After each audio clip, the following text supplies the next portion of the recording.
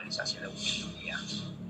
Nah, dari sinilah muncul proses budaya sosial global, muncul kebudayaan global itu. Nah, kebudayaan global ini dibawa oleh para imigran, kemudian merambah ke gaya hidup, lifestyle, baik itu dari makanan, ya. Jadi ini sudah lifestyle-nya. Jadi kalau kita pergi misalnya ke restoran-restoran, ya bagaimana makan, ya macam-macam. Kemudian bukan hanya makan, tetapi juga termasuk olahraga, ya, dan komunikasi, termasuk fashion juga, pakaian-pakaian. Nah, itu semuanya terjadi budaya global yang bersifat kontemporer. Ya. Nah, dari sinilah nanti ya, kemudian apa yang kita kenal dengan deteritorialisasi budaya. Jadi budaya itu menjadi deteritorial, menjadi sempit. Ya. Teritorial itu menjadi luas. Teritorial kan hanya dia kan dalam suatu jadi deteritorialisasi budaya. Nah, itu menjadi berluas. Ya, jadi ya, mau dikatakan bahwa budaya global. Ya. Jadi deteritorialisasi sebenarnya itu adalah globalisasi sama tadi. Jadi globalisasi atau deteritorialisasi budaya. Jadi dia budaya tertentu itu tidak dia sekat dengan teritorial tertentu, ya, tetapi dia global. Ya. Banyak sekali kasus-kasus yang biasa kita lihat di masyarakat itu bagaimana gaya hidup, ya, ini lalu tergusur nilai-nilai lokal seperti bagaimana tradisi permainan anak-anak. Ya. Mungkin saudara masih ingat ketika masih anak-anak dulu masih ya saya tidak tahu kalau zaman kamu ya, dulu zaman saya dulu anak-anak itu jadi biasa pakai dan sekarang tidak ada lagi ketapel itu ya, sekarang jadi yang senapan itu sekarang. Kemudian smartphone ya, kemudian smartphone, kemudian pertemuan virtual seperti ini semuanya adalah deteriorialisasi budaya. Nah, kemudian ternyata ini juga masuk dalam ruang agama juga. Ya, nah ini sebenarnya ini masuk dalam ruang privatisasi agama. Agama itu yang merupakan privatisasi bagi kita. Ya. Bagi umat manusia itu agama apa saja, semua agama itu punya privatisasi tersendiri. Tapi dengan adanya gaya hidup, dengan adanya globalisasi budaya, ya itu lalu kemudian privatisasi agama menjadi terbuka. Ya.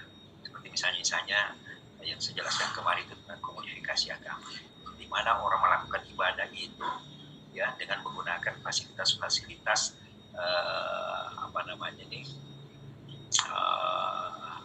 istilahnya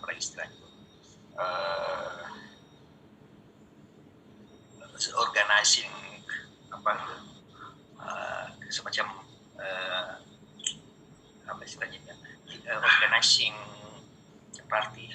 Artinya ada organizer itu yang mengorganisir kegiatan-kegiatan. Nah, seperti juga kalau misalnya dalam bidang agama, contohnya sajalah yang lebih mudah ya.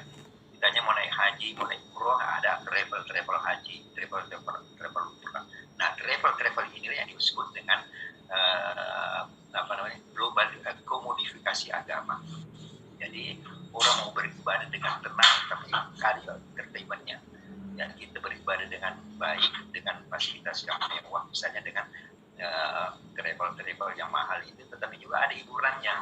Di situ mungkin ikut dalam travel umrah itu para artis-artis, kemudian nginapnya di hotel berbintang. Di situ nanti ada lagi ceramah-ceramah yang dibawa oleh Ustaz. Jadi itulah komodifikasi agama. Dan ini sudah bersifat global juga. Kemudian ada spiritualisasi agama sama saja. Nah, kemudian ini teorinya Baudrillard ya. Baudrillard itu tentang masyarakat konsumtif ya. Jadi saudara sekalian, masyarakat konsumtif ini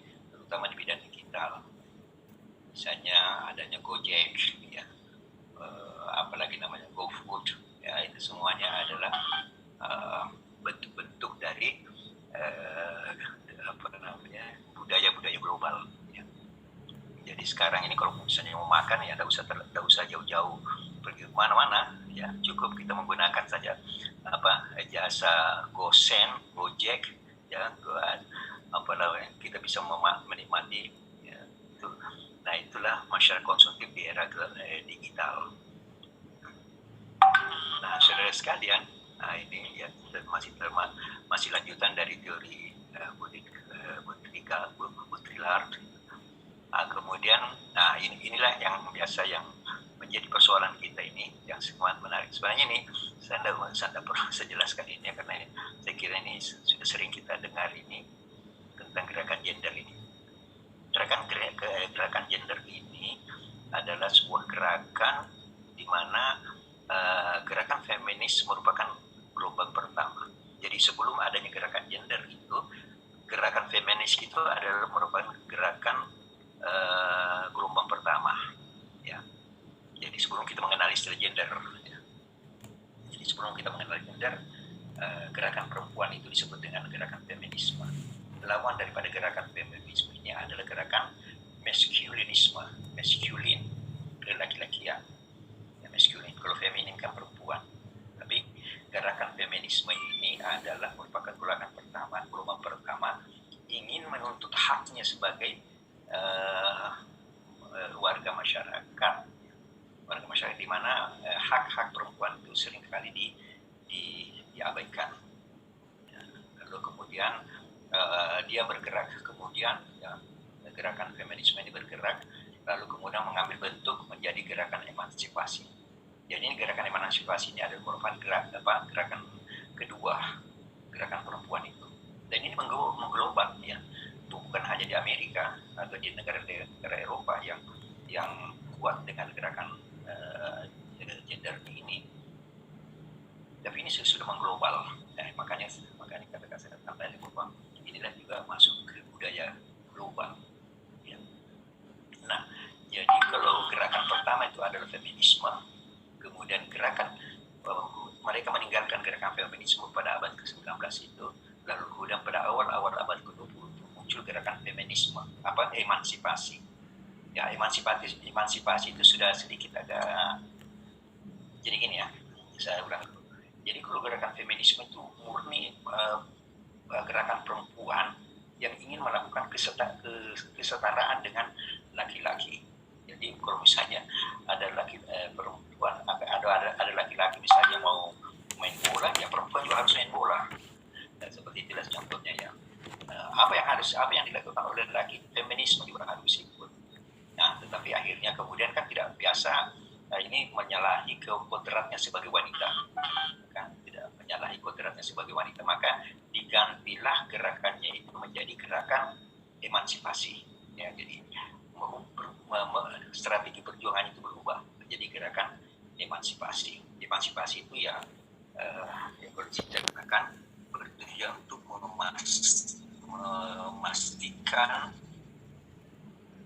kebebasan pembunuhan diri dan pengembangan diri bagi perempuan serta akses yang setara ke sumber daya domestik dan syariah. Jadi mereka menuntut hak yang setara juga di masyarakat.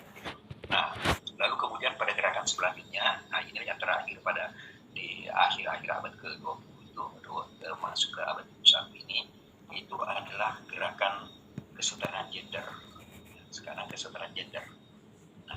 Nah, ternyata kesetaraan gender ini di Sulawesi Selatan ya, itu sudah berjalan cukup lama juga.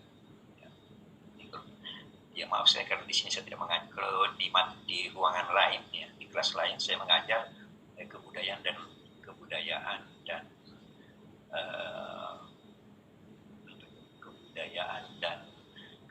lokal ya. Saya di kelas yang lain itu saya buka mata kuliah kebudayaan dan kepercayaan lokal. Nah, di situ di Sulawesi Selatan ini kepercayaan lokal itu juga sudah bicara tentang masalah gender. Baik seperti misalnya kenapa misalnya dalam tradisi Bugis itu ya, kalau tradisi Bugis itu dalam pembagian warisan kenapa laki-laki dapat 2, perempuan dapat 1 ya. Nah, itu lalu kemudian setelah dikaji ternyata bahwa masuk pengaruh Islam, bahwa Islam dalam hal pembagian warisan itu 21. Lidzakari mithlul hadzil unsayyaini, bagian laki-laki itu 2 dari perempuan ada yang 1. Nah, tapi lalu kemudian dalam perspektif budaya diterjemahkan orang laki-laki kan melempar memikul itu kan ada di depan, ada di belakang, ada keranjang di depan, ada keranjang di belakang, melempar, maka itu sebabnya didapat 2. Lalu kemudian kalau perempuan, tidak pernah kita melihat perempuan itu melempar, yang memikul, tapi dia majujung, artinya menjunjung, berarti dia dapat 1. Nah, lalu kemudian ini menjadi masuk dalam ranah lokal, ini gender ini masuk dalam lokal. Ternyata walaupun tidak ada atur 1, itu perempuan juga punya hak untuk jadi sebagai ditanggung oleh suami, jadi sama juga tetap 1-1. Ya, oke. Nah, inilah barangkali yang saya ingin sampaikan ya, yang materi yang dari saya harus sampaikan ini. Saya sudah jelaskan. Insya Allah nanti saya akan share ya. Ini PPT saya akan share. Kemudian selanjutnya minggu depan ini kita akan diskusikan ini isu-isu budaya global. Isu-isu global itu yang pertama, globalisasi dalam bidang budaya. Saya kira ini mata kuliah. Ini yang sudah saya jelaskan dari dalam slide ini, globalisasi dalam bidang budaya. Ya, nanti saudara mengelaborasi ya, apa yang ada di dalam slide ini. Jadi silakan saudara mengelaborasi yang ada dalam slide ini. Jadi topik pertama yang kita akan diskusikan adalah globalisasi dalam bidang budaya. Kemudian yang kedua, dampak positif dan negatif globalisasi dalam bidang budaya. Apa positifnya dan apa negatifnya globalisasi dalam bidang budaya. Kemudian yang ketiga, bagaimana Islam memandang gerakan gender. Karena kita di UIN, ya, kalau saya mengajar di UNHAS, ya Pak, saya tidak ambil ini Islam dan gerakan gender. Tapi karena kita di UIN, ya, kita harus paham ini, bahwa ternyata Islam juga berbicara tentang masalah gender. Kemudian selanjutnya, yang keempat adalah krisis lingkungan hidup. Nah, krisis lingkungan atau ekosistem yang di mana-mana kan kita lihat ini kan sudah mengglobal juga. Ya, di negara-negara Eropa, negara-negara Amerika, ini persoalan ekosistem ini menjadi persoalan. Itu menjadi global. Ya, jadi ada yang menuding bahwa terjadinya kerusakan lingkungan itu kontribusi yang sangat besar itu sebenarnya dari Eropa. Ya, tapi ada yang menuding bahwa itu di negara-negara berkembang. Karena hutan-hutannya semua sudah dibabat, ya. Kenapa dibabat? Ya karena menjadi lahan industri bagi negara-negara industri. Nah, jadi di sini terjadi ketimpaan. Akhirnya menjadi sebuah isu global. Dan ini krisis lingkungan ini mempengaruhi pola hidup masyarakat. Ya. Nah, pola hidup masyarakat ini yang kita bicarakan. Kemudian transportasi publik. Ya, transportasi publik ini dulu kita di Makassar ini kita masih mengenal istilah PT-PT ya. PT-PT sekarang kan sudah tergusur ya. Ya, kalau kita tidak mengatakan tergusur, terpinggirkan lah yang PT-PT karena adanya taksi. Lalu kemudian taksi ini sudah mulai terpinggirkan lagi dengan adanya Gojek ini ya. Adanya Gojek, ada Grab ya. Nah itu jadi PT taksi itu sudah mulai bergeser. Nah ini transportasi jadi sehingga perilaku sosial itu juga berpengaruh ya. Nah berpengaruh bagaimana. Nah kemudian selanjutnya adalah Islam dan pluralisme budaya. Nah ini juga menjadi isu yang menjadi hangat ini, bagaimana isu Islam dan pluralisme budaya. Kemudian yang terakhir ritual hari raya agama, mudik dan histeria konsumsi massa. Nah ini pada hari-hari raya, apakah itu hari raya Natal dan Tahun Baru ataukah hari raya Islam itu Idul Fitri ya, itu menjadi fenomena yang menarik. skenario yang sangat sosiologis sekali, unik istilahnya. Nah, kalau Pak Jokowi mengatakan mudik tidak boleh, yang boleh itu pulang kampung katanya. Nah, apa bedanya mudik dengan pulang kampung? Ya, ternyata dari sisi bahasa yang katanya memang beda itu. Kalau mudik itu ya misalnya saya mudik ke Sengkang, ya karena memang saya Sengkang mudik. Tapi kalau saya pulang kampung, itu suatu waktu nanti akan kalau saya mudik berarti saya ke sini dan akan kembali lagi ke sini, kembali lagi ke Makassar. Nah, itu mudik katanya. Tapi kalau pulang kampung ya pulang ke kampung. Ya, jadi sehingga Pak Jokowi mengatakan boleh kamu pulang kampung tapi tidak boleh mudik. Ya, walau. Nah, inilah topik diskusi kita. Silakan saja dipilih. Ya, saya tidak usah menunjukkan si A dapat judul apa, ya. Yang jelas saudara sendirilah yang maka saudara Yushar mau membimbing judul ini, ya terserah lah. Saya sendirilah yang kira-kira yang cocoknya di mana. Nah, saya kira inilah barangkali, dan insya Allah mungkin minggu depan kita sudah mulai masuk. Sudah jam berapa ini? Saya ada selagi sedikit saya akan ada yang dipasnya di S3 ini jadi harus. Oke, saya kira inilah barangkali judul diskusi kita ini. Dan sebentar ya, saya akan share ini di slide saya. Jadi slide saya ini bisa menjadi referensi untuk bagaimana saudara menulis skripsi, menulis makalah ini. Ada dua yang barangkali yang tidak ada di sini, yaitu tentang krisis lingkungan dengan transportasi. Karena itu saya pikir referensinya cukup banyak itu, ya. Referensinya apalagi kalau sekarang internet ini itu sudah itu juga sudah budaya global itu. Adanya internet sekarang, ya itu sudah dengan mudah. Jadi misalnya saudara mau menulis tentang krisis lingkungan hidup, diklik saja ini lingkungan hidup, itu sudah muncul semua banyak sekali artikel-artikel. Ya. Misalnya dampak positif dan negatif globalisasi, diketik saja positif dan negatif globalisasi, itu semuanya kan muncul. Tapi saudara sekalian, jangan mengambil satu referensi, ya, supaya lebih komprehensif.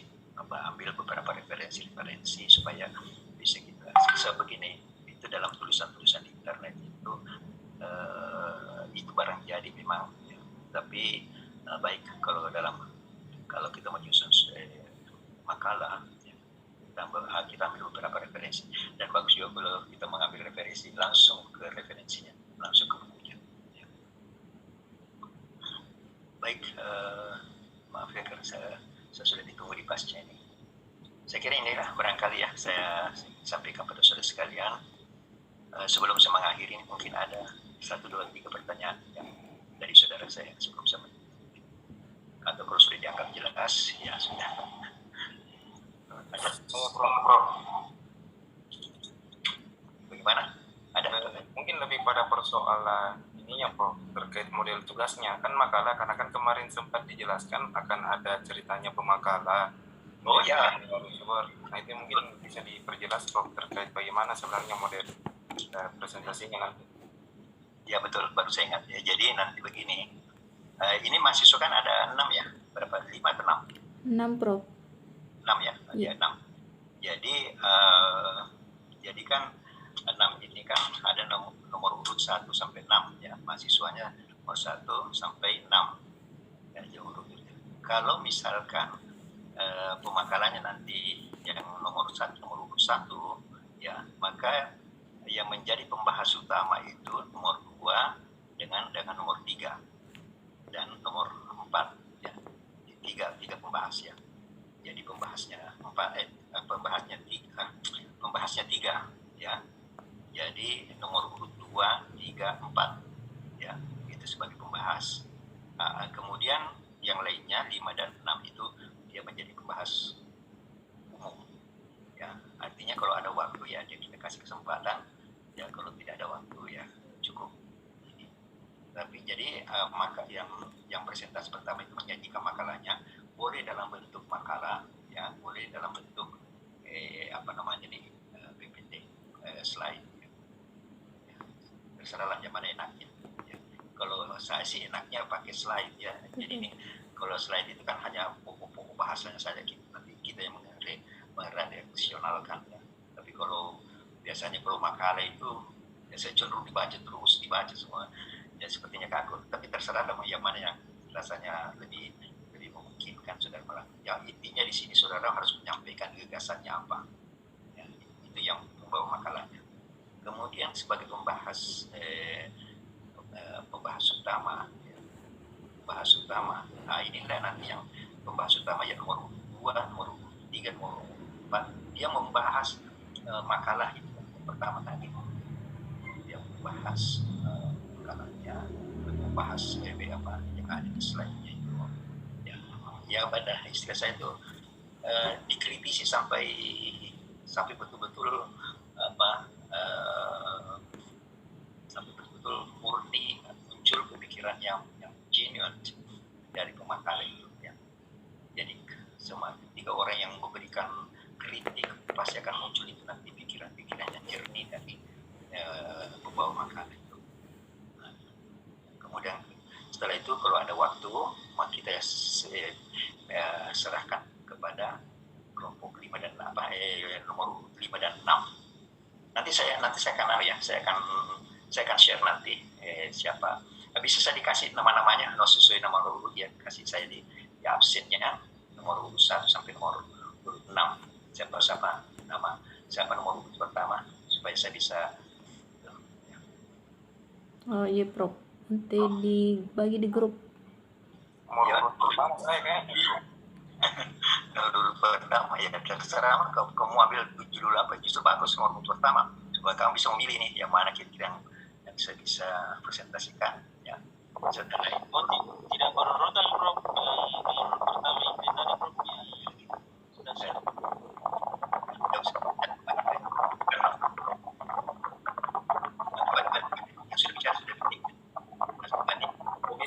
bisa memilih Prof isunya ya. Karena kalau saya suruh misalnya kamu ambil nomor krisis lingkungan misalnya, mungkin kan sudah tidak punya sama sekali, punya basic, tidak punya. Tapi kalau saudara pilih sendiri ya kan bisa ya, terserah apa. Oh ya Prof, saya mau pilih isu ketiga Prof, Islam dan gerakan gender.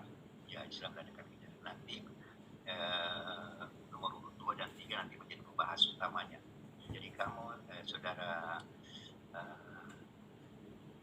sebagai pemantik diskusi itu artinya memancing isu-isu yang bisa didiskusikan ya. Jadi kamu yang memantik diskusi, nanti saya akan tanya, saya hormati itu. Jadi pemantik diskusinya siapa, kemudian baca ya, tentu saya berdasarkan saja dengan nomor urut ya kalau pembahasannya itu Pak. Ya, ada pun judulnya ini ya saya serahkan saja di kamu siapa mau pemantik diskusi pertama itu siapa, makalah judulnya apa ya, selesai lah ya. Saya kira begitu, sudah jelas barangkali. Tolong anunya nanti dikasih nomor sesuai di nomor absennya ya. Oh iya Prof. Ya, nomor di ini saja di WA grup kita ya, nomor 1 sampai 6 sesuai dengan absen. Saya kira cukup ya, supaya ya baik. Terima kasih. Saya akhiri pertemuan kita pada siang hari ini. Saya mengucapkan alhamdulillah. Wassalamualaikum warahmatullahi wabarakatuh.